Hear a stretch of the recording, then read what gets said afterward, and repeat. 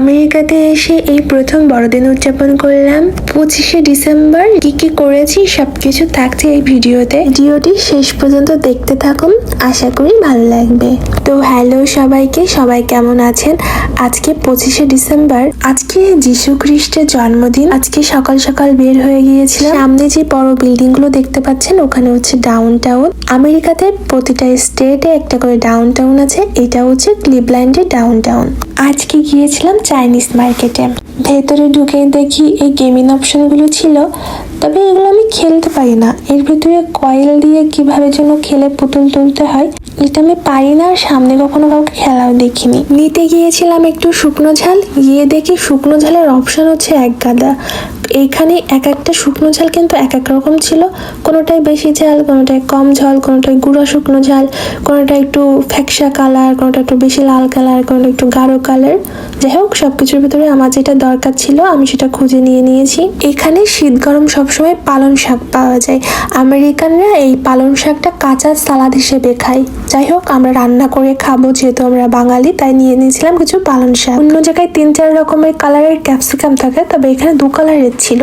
আর কিছু কিছু সবজি ছিল যেগুলোর নাম জানি না। ছিল মূলা, কত বড় বড়, এখানে আরো বড় বড় মূলা পাওয়া যায়। ছিল অনেক ধরনের সবজি এবং শাক, অনেক কিছু চিনি, অনেক কিছু চিনিও না। এখানে ছিল মেটে আলু, তবে এই মেটে আলুগুলো অনেক ছোট। এই এত ছোট মেটে আলু আবার ভালো লাগে। আমেরিকায় এসে মেটে আলু পাবো এটা তো ভাবিনি। আসলে এই চাইনিজ দোকানে না অনেক ধরনের সবজি পাওয়া যায়। তবে আমার ধারণা ছিল বিদেশে যাচ্ছি, বিদেশে হয়তো আমি আর বাংলা সবজি টবজি কিছুই পাবো না, কিন্তু না, এখানে সব সবজি পাওয়া যায়। অনেক সবজি পাওয়া যায় যেগুলো আমি চিনিও না, কিছু সবজি আমি চিনি আমার দেশের। এখানে কচু পাওয়া যায়, মান কচুগুলো এখানে চাইনিজ মার্কেটে ছাড়া আমি অন্য কোনো দোকানে দেখিনি, তবে চাইনিজ মার্কেটে সবসময়ের জন্য কচু অ্যাভেলেবেল থাকে। যেহেতু চাল কুমড়ো পেয়েছিলাম, একটা চাল কুমড়ো নিয়ে নিয়েছিলাম। আমেরিকাতে মাংসের থেকে সবজির দাম বেশি, মাংসের দাম কম কিন্তু সবজির দাম বেশি। কুমড়ো মোটামুটি সব দোকানেই পাওয়া যায়, এখানে অনেক কুমড়ো চাষ হয়। একটা কুমড়ো নিয়ে নিয়েছিলাম এখান থেকে। এই চাইনিজ দোকানে কলমি শাক পাওয়া যায়, তবে কলমি শাকের দামগুলো বেশি। এক পাউন্ড কলমি শাকের দাম হচ্ছে $3.99। মানে আমাদের দেশে এখানে ওখানে হয়ে পড়ে থাকে, কেউ খায় না, বাংলাদেশে কোনো খায়নি। আর এখানে এসে এই 2 প্যাকেট $12 দিয়ে কিনে খাচ্ছি, ভাবা যায়। এখানে অনেক ধরনের সবজি আছে যেগুলোর আমি নাম জানি না, আবার কিছু কিছু সবজি আছে যেগুলো আমি চিনি বা আমার দেশের খাবার। এইখানে ছিল শাপলা গাছ। শাপলা গাছ তো অনেকে ভেজে খায়, অবশ্য আমার কাছে তেমন ভালো লাগে না, কিন্তু এই শাপলা গাছের দাম ছিল $8.99। মানে বাংলা টাকায় ধরেন 1000 টাকা। তো এই এক মোট শাপলার দাম 1000 টাকা, ভাবা যায়। এখানে ছিল আখ। আমি আসলে আখ ছুলতে পারি না, তাই আখটা আর কেনা হয়নি। ছোটবেলায় বাবা ঘাড়ে করে বড় বড় একটা আখ নিয়ে আসতো, মা ছুলে দিত। আমার ঠাকুর দাদার সুপরি কাটা জাতি ছিল, সেই জাতি দিয়ে ছাড়িয়ে দিত, আমি খেতাম। সে যাই হোক, এদিকের কেনাকাটা মোটামুটি টুকটাক শেষ করে চলে গিয়েছিলাম মাছের ওখানে। আমেরিকাতে তো আমরা মোটামুটি সবকিছু ফ্রোজেনই কিনি, মাছ মাংস, তবে এই চাইনিজ দোকানটিতে জ্যান্ত মাছ পাওয়া যায় এবং টাটকা মুরগির মাংসও পাওয়া যায়। শুধু মাছ মাংস না, কাঁকড়া বা আর অনেক কিছুই এখানে আছে।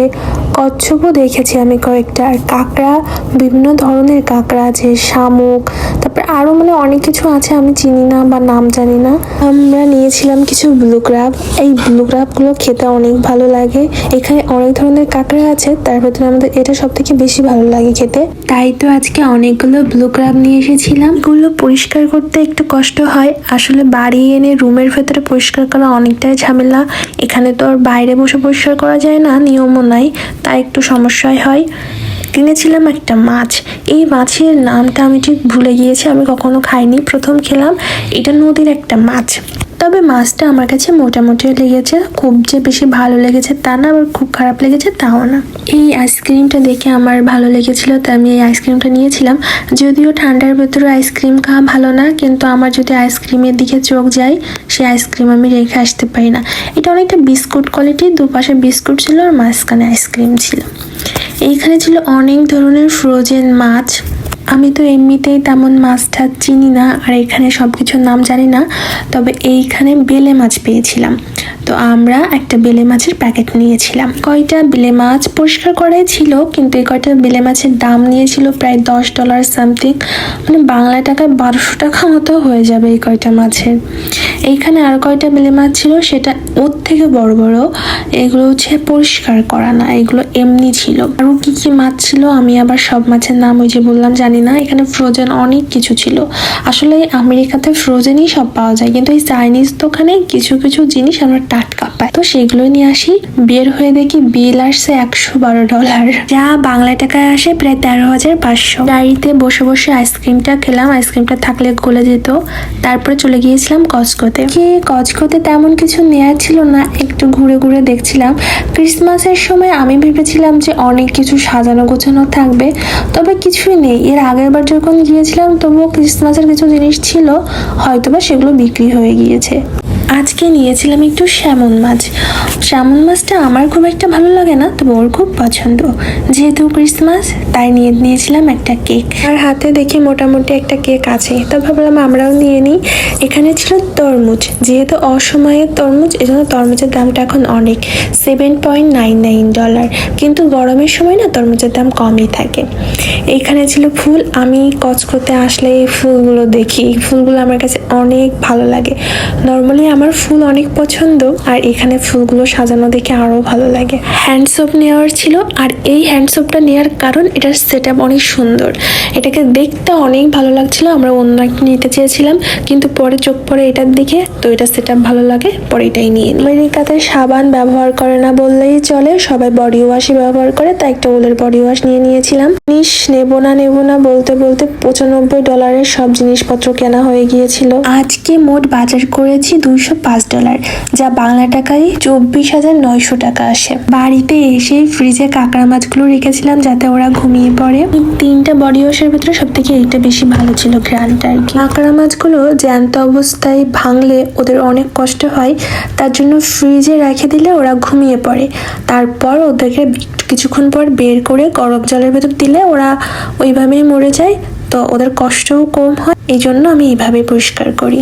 কাজ শেষ করে আজকে একটু বাইরে বের হয়েছিলাম ক্রিসমাসের দিন। এই কঙ্কালটা এখানে সবসময়ই থাকে, আজকে তাকে ক্রিসমাসের টুপি পরিয়ে দিয়েছে দেখুন। আজকে রাস্তাঘাটে লোক ছিল না বললেই চলে। এখানে অনুষ্ঠান বা পার্টি সব তো ঘরের ভেতরে হয়, বাইরে সাজানো কম থাকে বললেই চলে। রাস্তাঘাটে ছিল না কোনো লোক, ছিল না কোনো গাড়ি। একটা দুটো গাড়ি যাওয়া আসা করছে, সেগুলো হয়তো বা খুব প্রয়োজন বিশেষ, তাছাড়া অন্যদিন এই রাস্তায় কত গাড়ি থাকে। আজকে কোনো গাড়ি ছিল না বললেই চলে। এখানে এই ছোট ছোট ক্রিসমাস ট্রি গুলো সুন্দর লাইট দিয়ে সাজিয়েছে, এগুলো রাত্রেবেলা দেখতে খুব ভালো লাগে। এগুলো হচ্ছে আমাদের বাড়ির প্রায় কাছেই। আমার আমেরিকাতে আসার পরে এই প্রথম ক্রিসমাস, তবে আমি ভেবেছিলাম ক্রিসমাসে হয়তো বা অনেক অনুষ্ঠান, অনেক লাইটিং, রাস্তাঘাট আলোয় আলোকিত থাকে। হ্যাঁ থাকে, তবে সব এলাকায় থাকে না।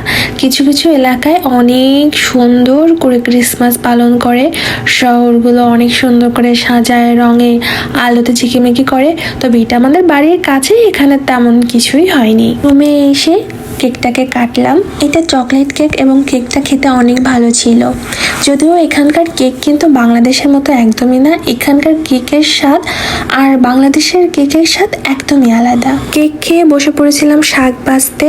যেহেতু 3 রকম শাক নিয়ে এসেছি, এই শাকগুলো বেছে ধুয়ে কুটে ফ্রিজে সুন্দর করে রেখে দিয়েছিলাম। আজকে পেয়েছিলাম মটর শাক। মটর শাকটা এখানে অনেক কম পাওয়া যায়, মাঝে সাঝে, মানে খুবই অল্প মাঝে সাঝে পাওয়া যায়, এটা তো সবসময় আর কি হয় না। তো আজকে পেয়েছিলাম, আজকে নিয়ে এসেছিলাম। পালং শাক আর কলমি শাক নিয়ে এসেছিলাম। আজকের ভিডিওটা এই পর্যন্তই। ভিডিওটা ভালো লাগলে একটা লাইক করে দিবেন। সবাই ভালো থাকবেন, আবার দেখা হবে, বাই।